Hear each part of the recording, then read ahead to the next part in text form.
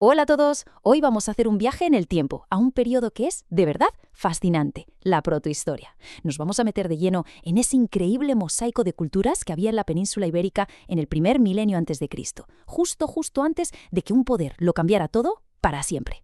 Y la pregunta del millón, la que va a guiar todo esto, es esa.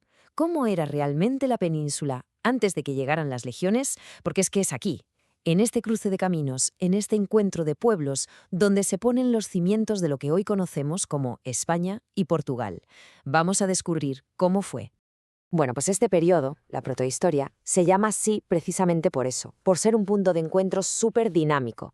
Por un lado teníamos a las poblaciones indígenas, que llevaban ahí siglos, y por otro a los colonizadores que empezaban a llegar desde el Mediterráneo oriental. Dos mundos que estaban a punto de chocar. Vamos a empezar por los que venían de fuera. Hablamos de navegantes pero que muy avanzados para su tiempo. Se lanzaron hacia el oeste buscando por encima de todo una cosa, la famosísima riqueza mineral de la península. Para que nos hagamos una idea clara, hay que ver el orden de llegada. Los primeros, en el siglo IX a.C., son los fenicios.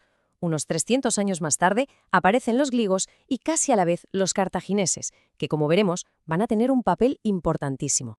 Y ojo con los fenicios, porque su impacto fue tremendo. No es solo que fundaran Gadir, que se dice pronto, la ciudad más antigua de Occidente. Es que trajeron consigo auténticas revoluciones. A ver, la escritura alfabética, el trabajo del hierro y cultivos que cambiaron el paisaje para siempre, como la vid y el olivo. Casi nada. Luego tenemos a los griegos. Ellos se instalaron sobre todo en el noreste, en sitios como Emporion. Su legado fue más bien comercial y cultural. ¿Y qué trajeron de nuevo? Pues algo que hoy nos parece súper básico, pero que lo cambió todo. El uso generalizado de la moneda. Se acabó el trueque. Además, su cerámica y su arte tuvieron una influencia brutal en los pueblos locales. Y esto nos lleva directos a los cartagineses. Ellos eran los herederos de los fenicios, pero su estrategia cambió de forma radical. Después de chocar con una nueva potencia que estaba surgiendo, Roma, su rol en la península dejó de ser solo comercial para buscar un objetivo clarísimo: la dominación militar. Y para que veamos ese cambio, quedémonos con esta fecha que es clave. 227 a.C. Un momento que marca un antes y un después en cómo se repartía el poder en la península. ¿Y qué pasó en ese año? Pues nada menos que la fundación de Cartagadash, lo que hoy es Cartagena. Y esto no era una colonia comercial más, no. Era una base de operaciones militares potentísima. Desde ahí, Cartago pensaba controlar todo el territorio. Las reglas del juego habían cambiado por completo. Vale, dejemos un momento a los colonizadores y vamos a fijarnos en los que ya estaban aquí, porque la península no era ni mucho menos un sitio vacío, estaba llena de culturas súper complejas y muy sofisticadas. La primera gran civilización que nos encontramos es la de Tartesos, en el sur, una cultura casi legendaria, con una sociedad muy organizada, que se hizo rica y poderosa gracias a que controlaba las minas y comerciaba con los metales, sobre todo con los fenicios. Pero claro, la historia de Tartesos acaba con un gran misterio. Hacia el siglo VI a.C., de repente, desaparece. Se esfuma de los registros. Se agotaron sus minas, cambiaron las rutas comerciales. A día de hoy, su final sigue siendo uno de los grandes enigmas de nuestra historia.